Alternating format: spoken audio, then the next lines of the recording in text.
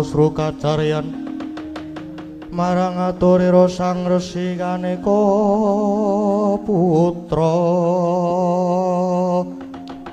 saksana Gya Nyidikara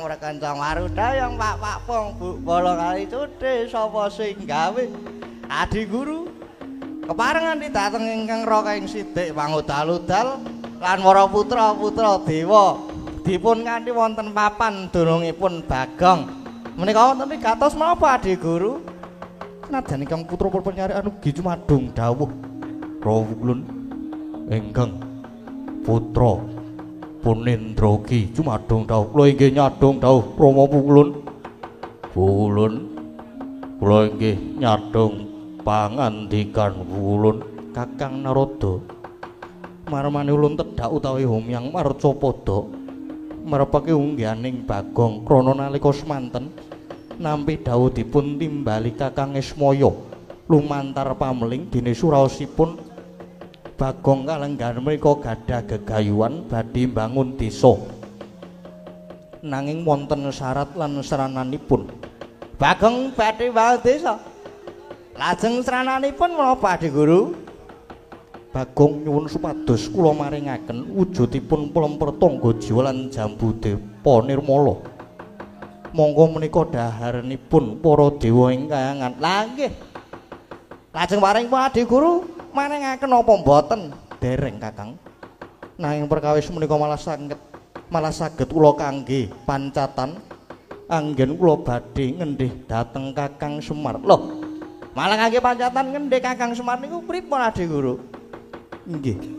Kangge pancatan anggen kula badhe ngendhih panguwasanipun Kakang Semar.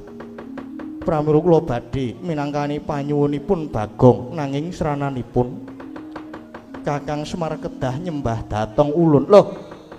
Lah kok sranane Kakang Semar kedah nyembah dhateng Adi Guru? Krana Semar menika ingkang nuntun dhateng titah supados sami nglewar anggenipun sami nyembah dhateng ulun. Ingkang dipun kersakaken Adi Guru kados pundi? Kok lajeng wonten mandikan bilih titah tiyang menika sami nglewar ngawur dhateng manembahanipun Kakang Narada. Sesembahanipun jagat raya menika namung dhateng Bathara Guru, boten wonten sanesipun. Lho, mangke riyen.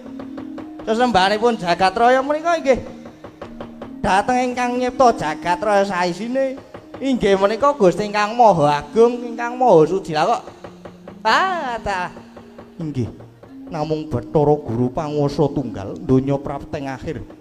Mila selagine Semar niku tasih urip nggih niku sing giring menungsa supaya padha bekti nindakaken limang wanci jroning sedina sewengi. terus dadi kandhane wong sugih kudu padha andum rejekine marang wong miskin utawi ingkang dipun westani zakat fitrah. Banjur sing waras wiris malah kon nindakake kudu poso. Lah mekaten menika yektine namung giring menungsa pados sami nyembah marang pangeran. Lah nggih. Nggih pun leres Kakang Semar Gusti. Yen manembah jati menika namung dumateng zat ingkang murwing zat. Gusti ingkang Maha Nasa boten saged sesembahan jati menika inggih namung kula. Namung Bathara Guru ingkang wajib disembah kalebet Kakang Semarugi kedah nyembah dhateng Bathara Guru. Oh lah. Oh lah pancen marahi ruwet nggih wonten mriki menika. Miladi Guru mandanipun lan lekasipun Adi Guru menika mangke tentu badhe dawa buntute. Kirang beja sembiripun Paduka Adi Guru malah badhe sinuraing jagat. Krana Paduka malah damel geger eling lho Adi Guru eling. Paduka menika ratu-ratuning dewa. Dados tumindak sapecak ngendika saklimah menika kedah sanget kedah saged kangge tepa palopi para titah. Lah yen Adi Guru ing mangke nyimpang saking bebener nerangger-angger lajeng kados pundi jagat menika. Nanging ulun menika gadah panguwasa. Lah iki saya ora cocok.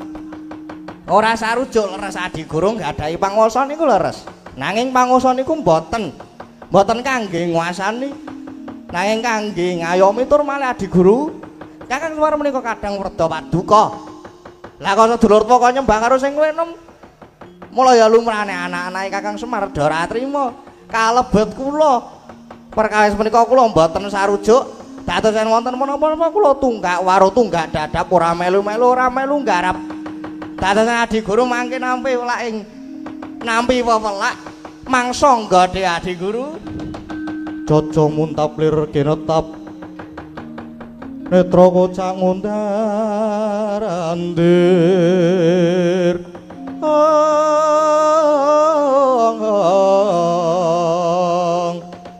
Hitupnya mangolo cokro. Kathah-kathah pengendikanipun Kakang Narada menika malah namung ina kalian ulun ya Bathara Guru. Wasipun yen Kakang Narada mboten nayogyani monggo Kakang Narada wangsul malih mawon ing kayangan perkawis menika ulun tanggunge lan ulun ingkang badhe ndadaki. Lah rak ngaten. Pun kula ora melu-melu nanging tumrap kula bot-boting urip sawiji-wiji mekaten namung ngundha ing karma para. Sapa nandur bakal ngunduh mang titeni mawon yen ala mboten badhe tumama ing becik Adi Guru.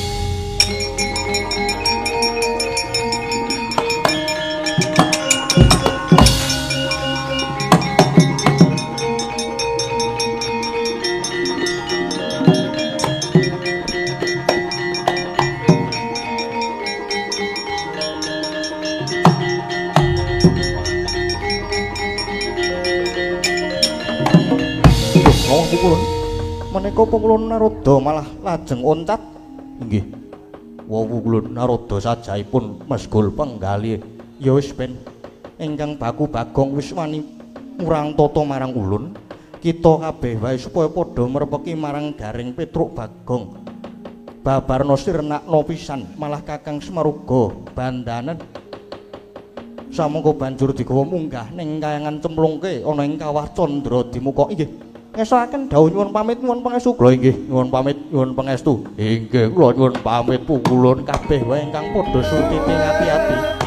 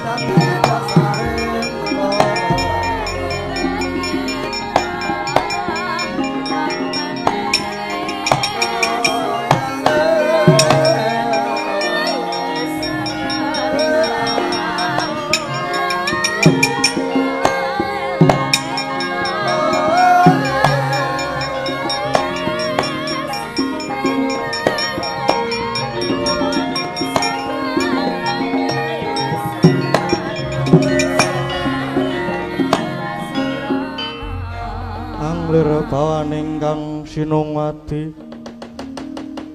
syawati jagat kinarya momong sarira tunggal duh truk tenane truk aduh nilai Irana mau pukulan Bathara Guru nggawa para dewa lah iya to jan kroyokan apa jenenge kriwikan dadi grojogan geguyon dadi tangisan tenan nek iki Kang kabeh yang merga saka Bagong sing wis wani karo Bathara Guru kuwi lah ya nek ngene iki lah ya kabeh terus melu repot ta ha ta truk iya kabeh melu rekoso iki dang apa ta iki kok do grundelan to kowe niate do ikhlas bantu apa ora ya ikhlas ki ikhlas Gong aku ki kakangmu ki ya ikhlas nek kon ngewangi karo kowe lah gene ngono kok padha gemremeng do wedi apa lah ya nek seneng musuh karo dewa ki ya wedi to Gong masa ya ora wedi ha ya wedi kena ning ya aja diketokke ben ketok nek wong ampuh ngono lho ana Semar mosok meng musuh karo dewa-dewa kowe kalah. Nek engko kalah tenan. Nek engko kalah tenan malah kepiye? Ora nek kalah ki wis to. Percaya galo kae. Bola kae wis mara tekan kowe.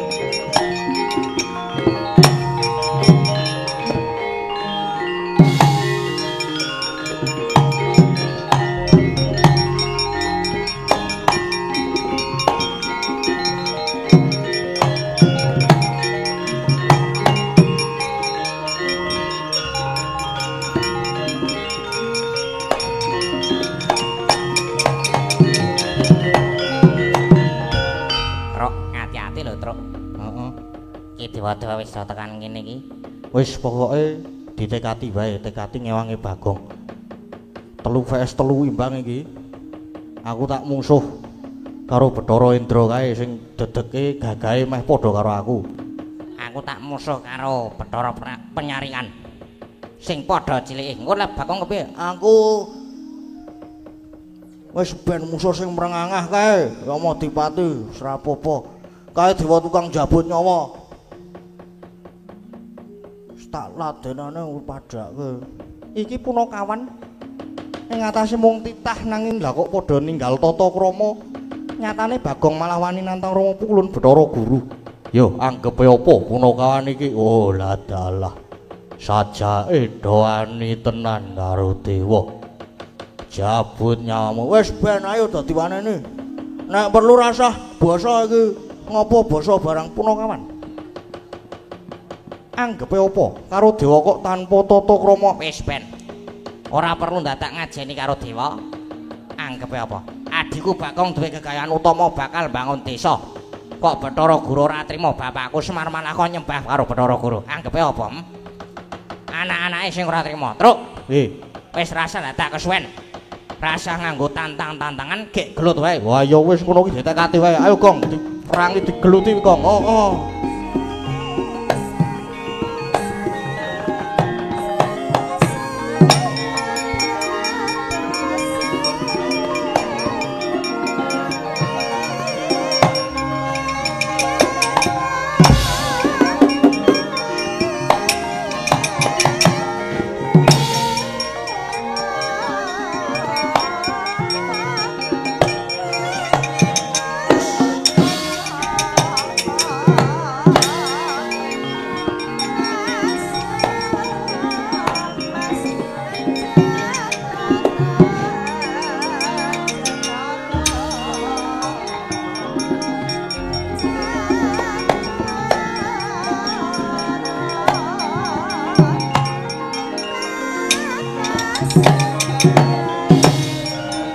Hos.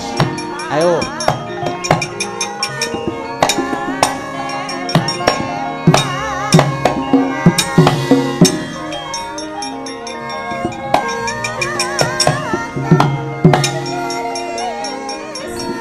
Padha kira iso gelut.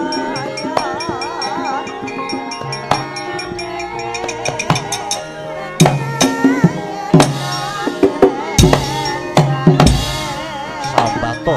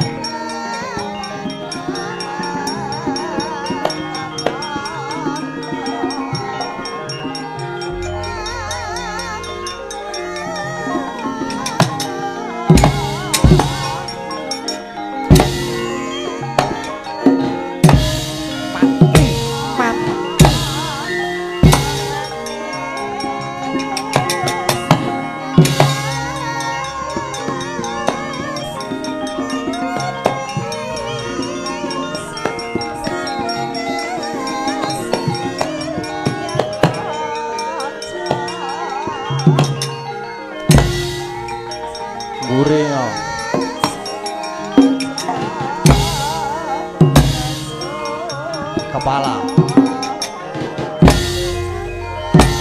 Padiake cahampuh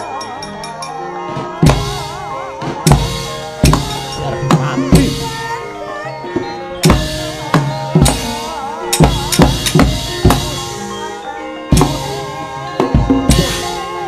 ya Kudus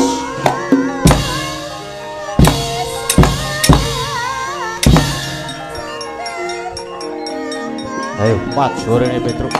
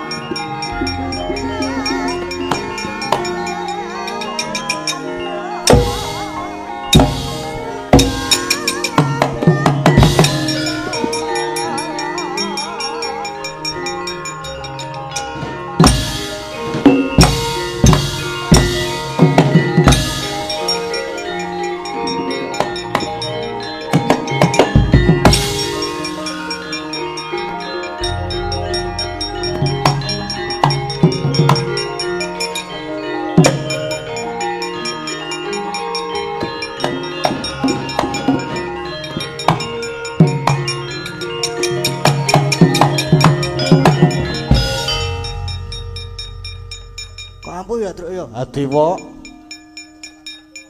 Tak antem nggon sirah ki ora ngopo-ngopo nggon dhuwur ki ora masalah. Lah yo aku yo ora ngerti aku yo ngono, Gong.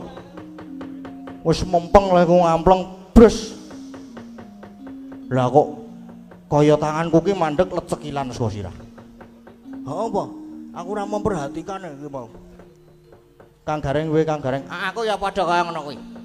Tak kungfu barang. Tanganku lek klawe ngono kuwi arep tekan nggon kene iki ana apa jenenge lete sakilan. Waduh, lagi le arep mundurke kepiye sik tak ngeling-eling. Wah, aku kelingan aku. Piye, Gong? Kowe aja ngantem nggon kene. Aja ngantem bagian dhuwur. Ngantem kuwi saka weteng medun. Saka weteng medun. Heeh. Jajalan to kono temen. Oh ya tak majune meneh.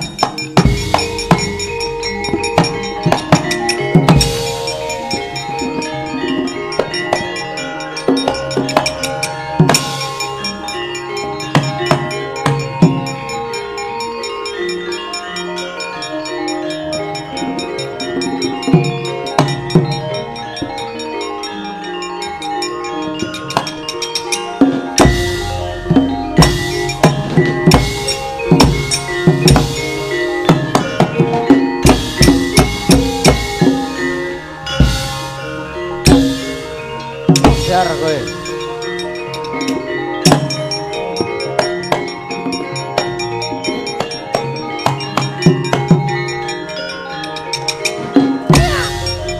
Ya, woi, ya. Putus. Ya.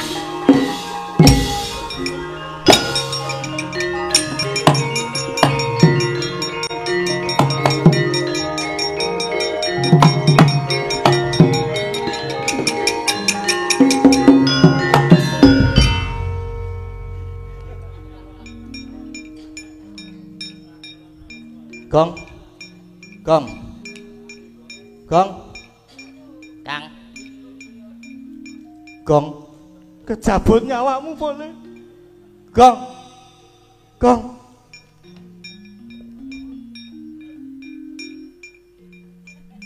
Kejabut reng. Ya wis tinggal minggat wae ngopo to? Malah karwane ora lengi-wangi kok. Dong apa? Ayo. Durung wayahe dijabut kok dijabut ora iso. Ora iso. Ora mungkin wong ampuh aku ki padake. Ki mau kowe tok mati kowe do. Seneng to kowe to? Ayo, to. Ayo, ngaku wae. Heeh to? Ora gong ayo. Mung kurang kowe lho gong sing durung menang ki aku wis mundurke Bathara Indra, gak Kang Gareng wis mundurke Bathara Penyarian. Oh kurang aku to iki. Oh kurang kowe tak jabuti nyawane. Wis ditonton wae Kang. Heeh ditonton wae. Padhake kae iki. Tah gleleng ngono ki.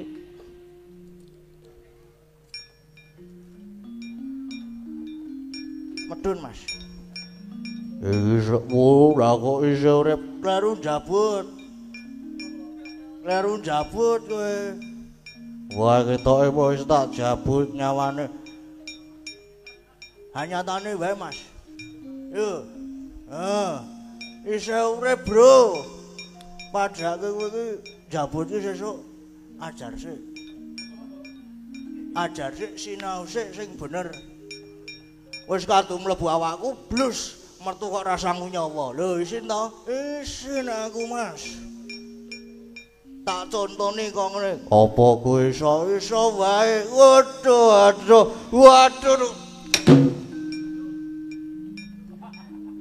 Beres. Pegong beres. Tok ngapake jabut jenggote. Jenggot diklabang. Ayo gampang balen arek to. Ha iya. Neng kuwi ngono ki mung semaput lho. Heeh apa? Nek rada rene.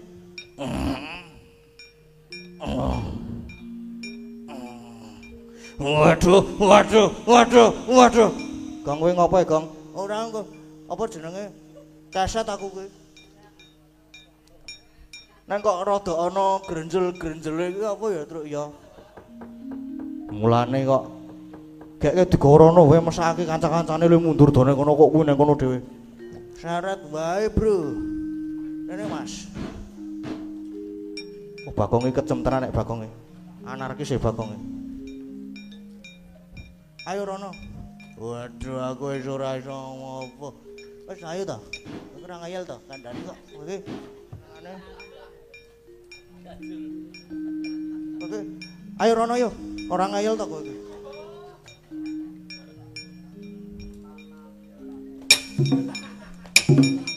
Truk, kowe iki ngapae, Truk?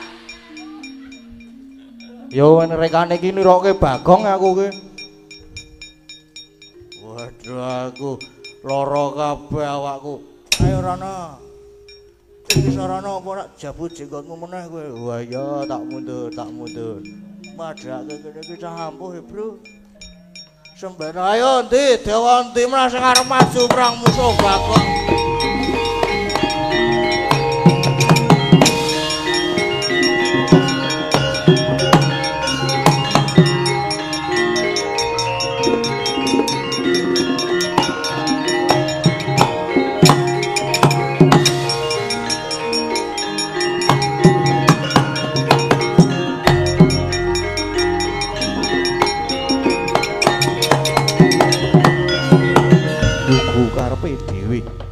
Atas dewa-dewa wae kalah karo Punakawan. Punakawan gawe wirange para dewa Cis Trisula Tampanana.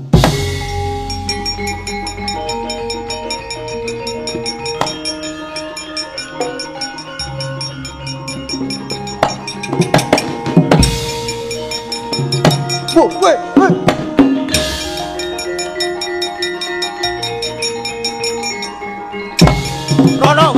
Rono wae.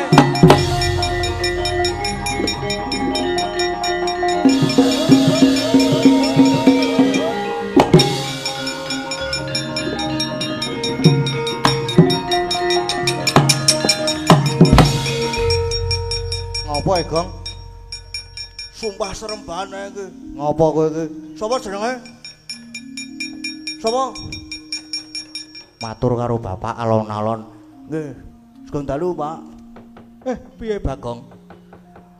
Atur ninga bilih mobil dengan plat. Ora kuwi Gong, kudu to? Kudu. Kowe iki mau weruh apa kok mlayu nganti kaya ngono kowe? Pak, ngene Pak. Piye tole? Iki Bathara Guru. Bathara Guru maju apa jenengane? Maju perang sang Cis Trisula. Guru tak adepane kene.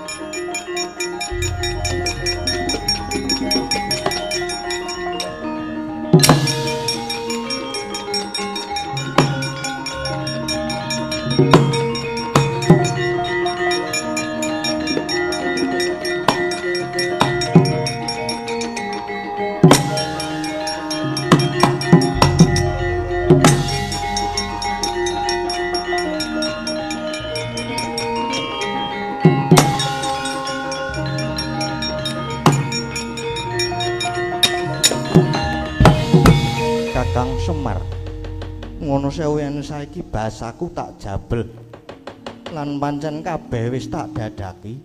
Iki aku wis ngasta pusaka Cis Trisula. Iya Guru ya.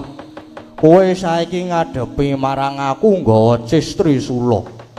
Pancene mono aku ora wedi ngadepi. Mbok ya tok tamake malah bakal tak ungalke dadaku. Ning mbok ya dipikir nek kowe arep mateni Semar kok ning Marcapada ya nek Semar tok tamani Cis Trisula ki tumengkaning pati. Nek ora apa ora malah barang wirang kowe? Apa ora kucem asmamu Bathara Guru mra? Wis ayo. Aku arep tok kapake, arep tok jur luluh aku anane mung manut. Neng mbok ya aja ning Marcapada. Sing mbok karepe kepiye Kakang? Wis to, pusakamu ki sarungana dhisik. Tak jak rembugan apik-apik ngene ya Guru. Kaya kandhaku ngarep mau suruh dinulu, saru dinulu nek aku karo kowe iki sedulur kok padha regejekan. Lah nek kowe arep mateni Semar ning lehmu mateni ning Marcapada ki ya saru. Saru nek didelok para titah Marcapada kene. Mula wis to, aku arep tok kapake, arep tok jurulu aku anane manut ning aja ning Marcapada kene. Ayo rasa mbok bondo saiki aku gawanen ning kayangan. Aku arep tok kapake manut. Neng watone gegayuane Bagong nggone bakal bangun desa bisa kasembadan. Waton kowe mengko gelem menehi Bagong ya kuwi wujude pelem pertangga jiwa lan jambu dipanirmala Semar arep mokjak kepiye arep tok kapake anane mung manut. Kadyatrisang kapirangu Rangkul kinempit kempit dosang retaning bawana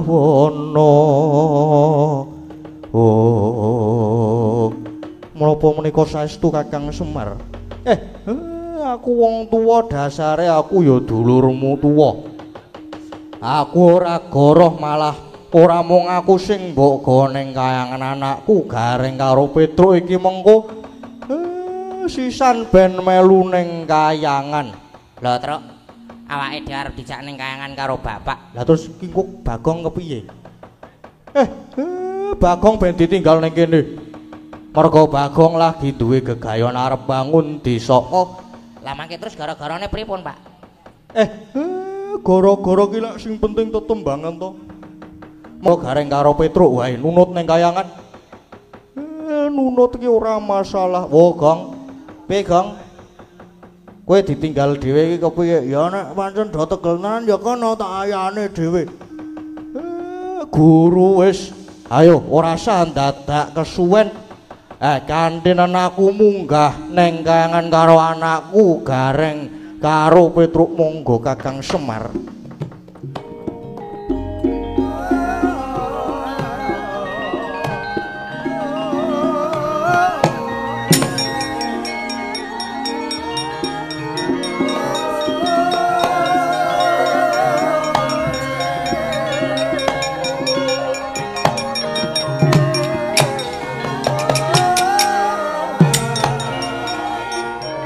Tinggal ya, Gong. Gong lak tinggal ya, Gong.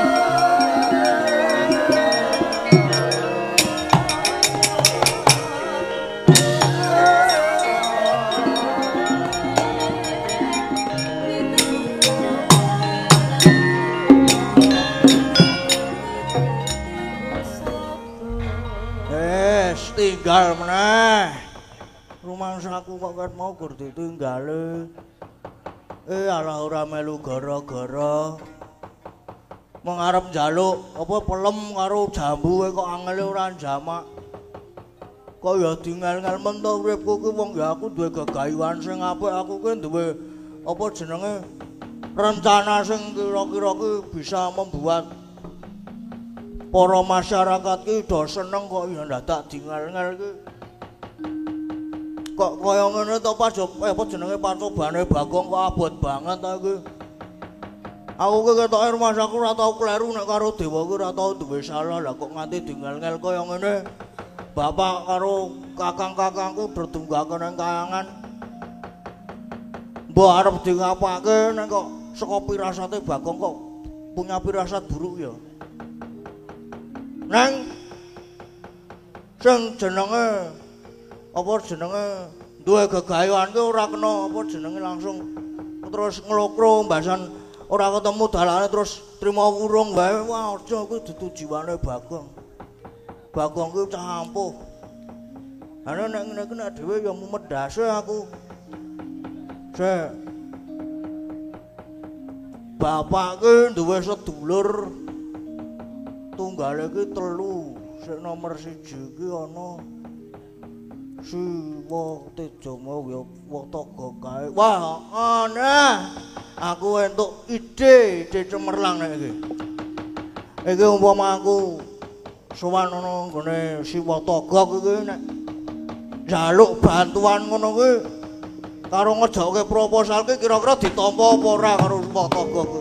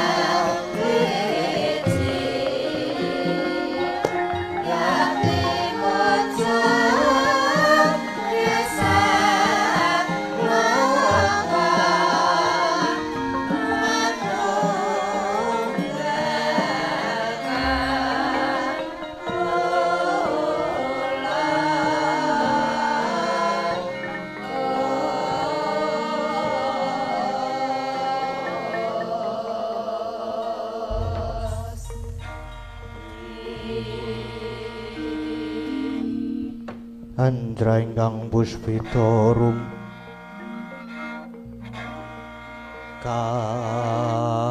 kasiliring samira nomre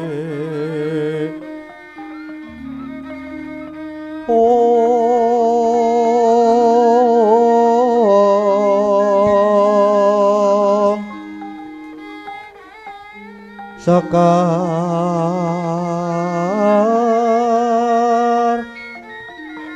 kadung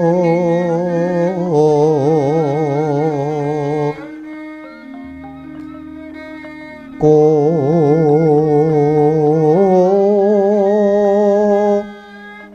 ngas kandanyo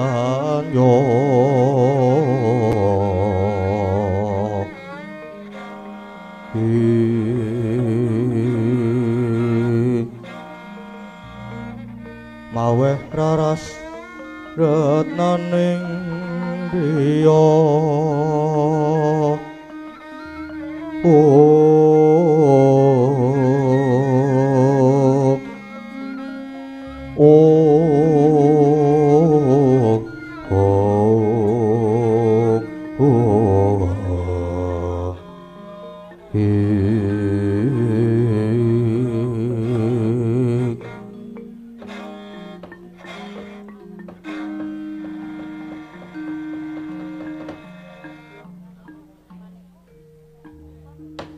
kene lho tak jak rembugan bawa rasa. Ha iya Kang. Kok ketok iki Kang Togok kaya cawus guayamu kok sajak nyolowadi iki ana apa to Kang? Ngene ya lho. Aku ki critane lek aku ki ngimpi to lho. Nek ngimpiku ki ngimpi elek. Lah ngimpi apa? Gek terus ora lehmu ngimpi kuwi. Wong ngimpi elek kok dipadhake mimpi basah wae kuwi. Kok terus tekone teles apa ora ku wah. Kowe kepiye tolong? Ayo mbok menawa. Ya mung gumun wae. Kok aku ki ngimpekke karo Semar ya lung. Kowe lah ya lumrah. Wong Semar ki ya isih sedulurmu to. Lah isih adimu to. Lah ngimpi kepiye to, Gok? Aku ku ngimpekke Semar jroning pangimpen. Semar ana-anake iki lagi padha dharma wisata. Dharma wisata ki Piknik ning samudra do numpak prau. Lah kok ngerti-ngerti alune ombake iki gedhe. Praune guling temumplak. Semar sak anake do gegulung ombak. Gege iki pertanda apa ya, Lung? Alah mbok wis, Gok. Ngimpi iki mung kembange wong turu, mbok ya wis rasah digagas. Lah ning lek ku ngimpi iki wanci parak esuk wancine puspa tajem, Ji. Mengko gek-gek ndara dase ya sing dadi pangimenku iki ya, Lung ya. Tan samara pamoring sukma. Sukma winaya ing asepi. Siwan langing kalbu.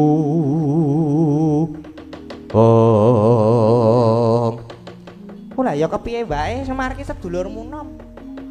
Nek pancen rasamu ki ora kepenak, apa saiki dikaroke wae ning Karang Kadempel? Apa ya kudu ngono kuwi ya, Lung ya? Lah iya no. Dikaroke ning Karang Kadempel. Apa kudu ning Karang Kadempel? Lha nuwun. Lha nuwun.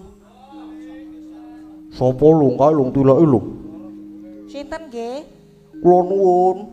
Lho kok kowe to? Ora guyon Lung, guyon tilekana lho.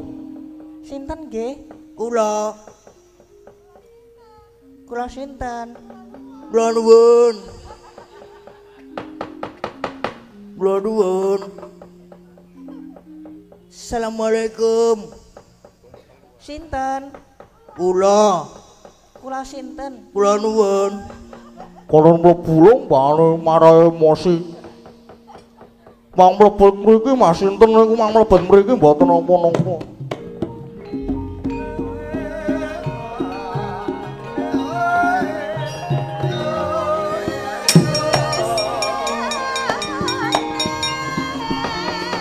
Kula nuwun.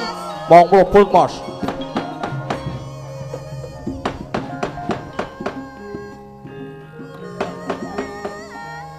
Iki dikunci. Ah wis luweh lah.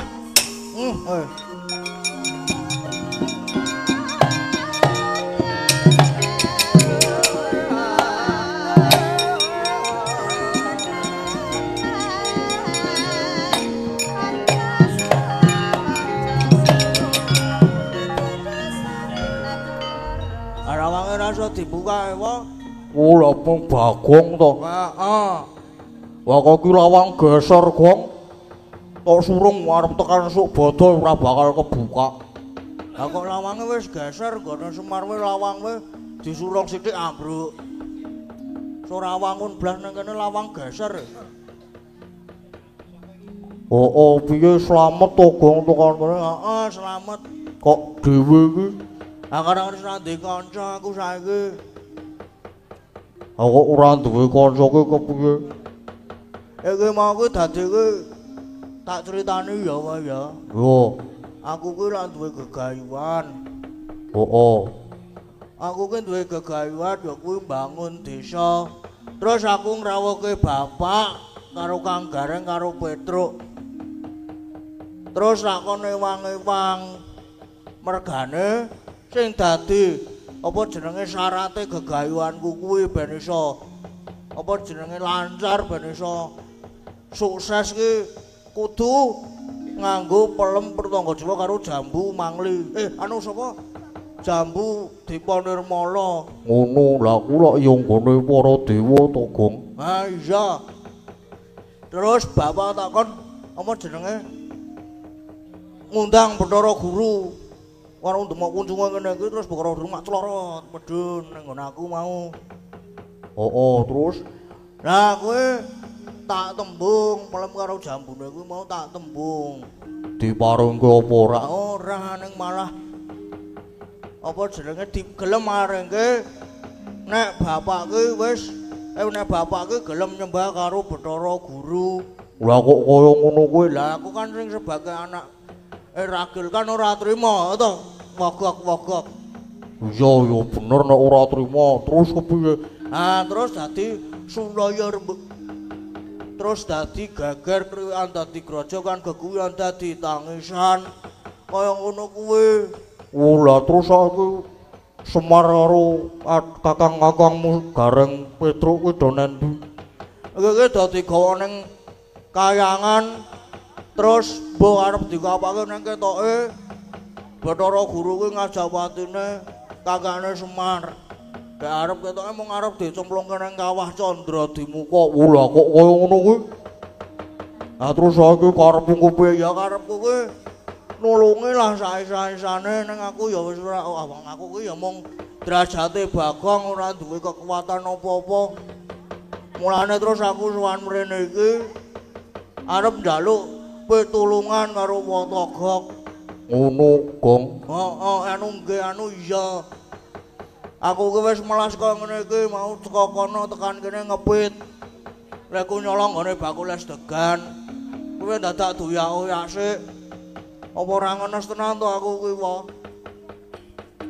Oh ya tak tulungno aku ora iso nek kon nulungi kowe melu munggah ning kayangan ora iso. Lah sebabe wis pokoke ora iso, ora usah perlu didrane aku tak ewangi ning saisoku. Lah saiki arep ngewangi model kepiye? Aku seneng lho aku nek ngene iki wah aku dadi bahagia aku. Kepiye arep diwangi cara kepiye? Cara kepiye wis aku mung manut. Wis saiki melu aku ning mburi, mengko tak dandani. Mengko kowe ngilu wong kok lak kowe pangling karo awakmu dhewe, Gong. Oh ya aku mung manut.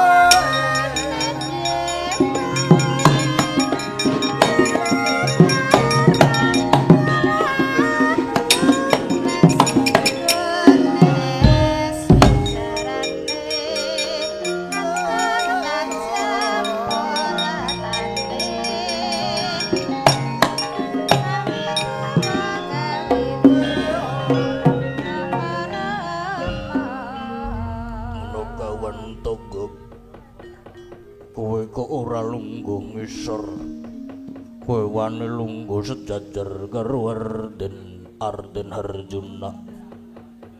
Apa kowe wani kok medeni to Gong kowe iki Gong? Lha ku maca iki sak isa-isaku ki raimu ya tetep dadi pasuruane Raden Janaka, lah kok malah tetep kaya ngono kuwi bentukane. Ditandani meneh bae. Aja kaya ngene mengko ndak kecunangan nek aku mungganing kayangan. Tulung aku dandanono meneh. Wah, tak dandani meneh, Gong.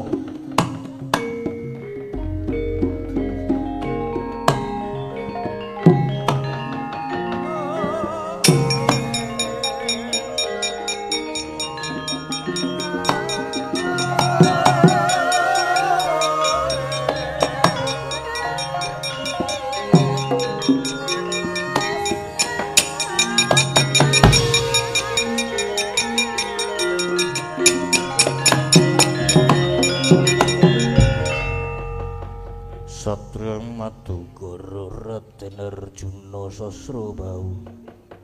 Rasa nganggo Sasrabau Raden Arjuna. Banjur nek wis kaya ngene iki aku kon kepiye Wataka? Munggah ning kayangan kuwi wis apa lek kundandani kuwe wis include kuwi apa?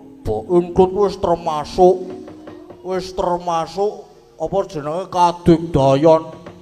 Dadi kowe munggah ning kayangan ngramano para dewa-dewa tak tonton saka ngisor Gong. Ngestuaken dawuh.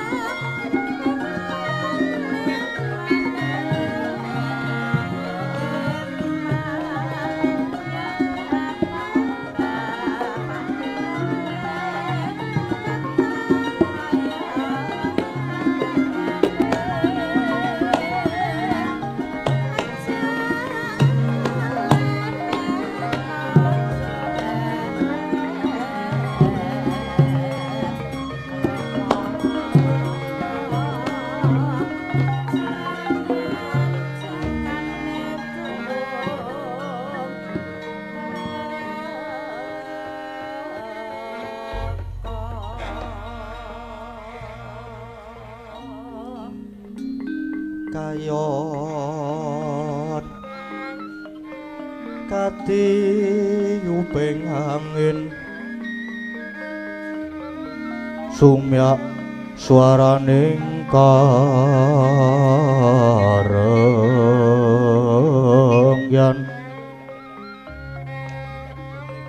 samirana mawar iris lumrang kandaning puspita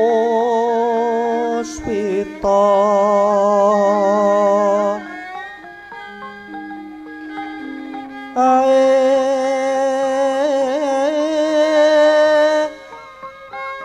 ana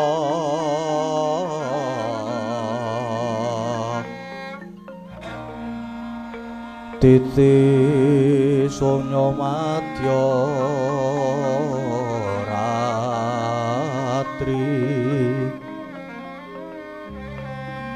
raras rumendeng akoso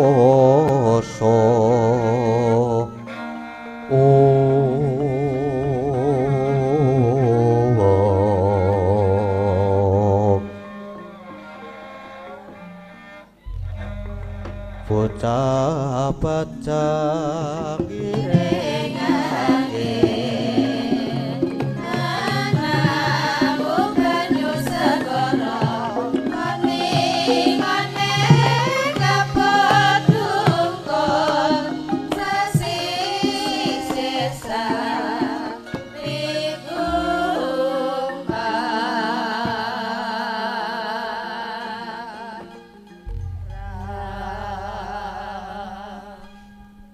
sireping sawang areka gumantos sing dalu jroning ratri derewa keting kakacarita namung Sanghyang Pertanggapati ingkang jemedhul saking Brangwetan nadan kelengan megarsa gunung-gunung parandene bisa merbawani jagat raya dupi tata sing amantian dewasane nang wau kawusawancin wis ngancik gara-gara sukramangkara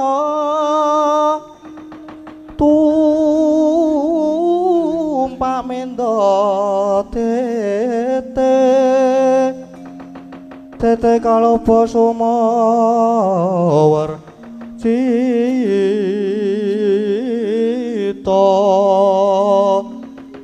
anggara rekata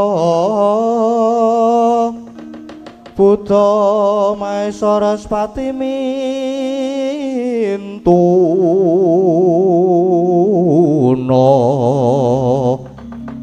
eka tri catur panca sat sapta astana wadasa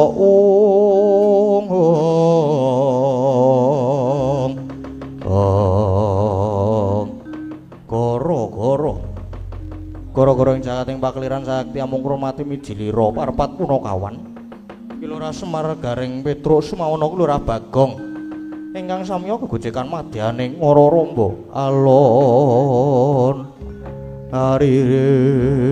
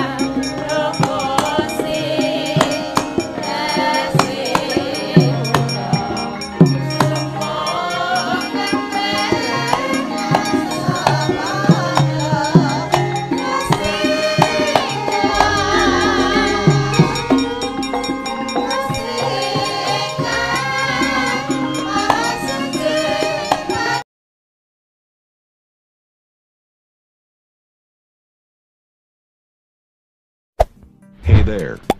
Subscribe to my channel. And also press this bell icon.